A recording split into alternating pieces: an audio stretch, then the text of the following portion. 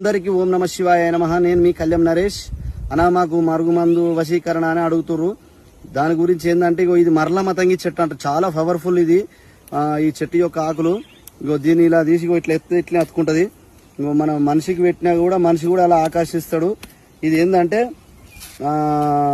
దీనితో పాటు అత్తపుత్త చెట్టు అని ఉంటుంది. అత్తపుత్త చెట్టు అంటే ఆడది ఉంటుంది, మొగది ఉంటుంది. మొగ చెట్టుకు ముళ్ళు ఉంటాయి, ఆడ చెట్టుకు ముళ్ళు ఉంటాయి.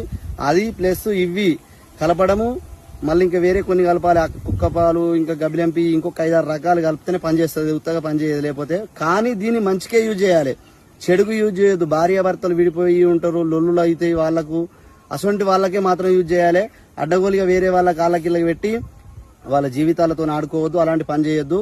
అందరం బాగుండాలి, అందులో మనం బాగుండాలి. మంచి ఉపయోగం ఉన్న పనులే చేయాలి, కానీ చెడు పనులు చేయొద్దు. అందరికి ఓం నమ శివాయ నమః. అందరికి ఓం నమ శివాయ నమః. నేను మీ కళ్యాణ్ నరేష్. వశీకరణ మరుగుమందు గురించి మొన్న చెప్పినా కదా, మరల మతంగి చెట్టు గురించి. ఈరోజు అత్తిపత్తి, అత్తపుత్త, టచ్మీ చెట్టు అంటారు కదా. ఆయనలో 2 రకాలు ఉంటుంది, ఒకటి ఆడది ఉంటుంది, ఒకటి మొగది ఉంటుంది. ఇది మొగజాతికి చెందిన చెట్టు. ఇగో ఇంతే ఉంటుంది. దీనికి ముళ్ళు ఉన్నాయి, అసలే ఆడదానికి ముళ్ళు ఉంటాయి. ఈరోజు ఇగో నీకు మొగ చెట్టు చూపించబోతున్నాను.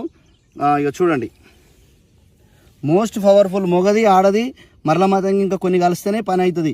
చూడండి, టచ్మీ చెట్టు ఎలా ముడుచుకుంటున్నాయి చూడండి.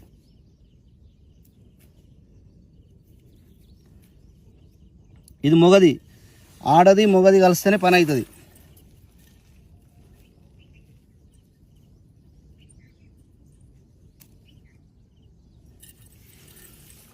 నెంబర్ 1 వశీకరణకు మరుగుమందు తయారీలో ఇది ముఖ్యమైనవి.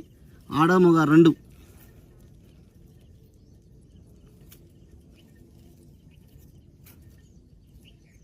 ఓకే.